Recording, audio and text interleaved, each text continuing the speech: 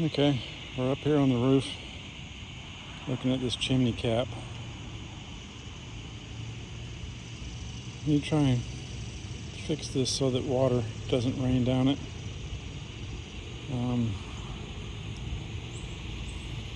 It's also loose. You can see some of these are just sitting here. What really needs to happen is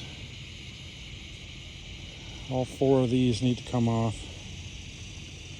Need to chisel this stuff out carefully and then down here looks good. This needs to probably be a little sealed a little bit, but all these need to be reset.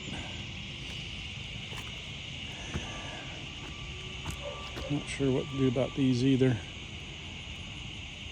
I'm sure they probably all need to be cut down there somewhere or removed all the way down to the next joint,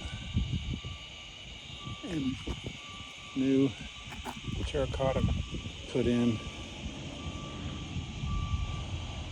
and then some sort of cap to keep rain out.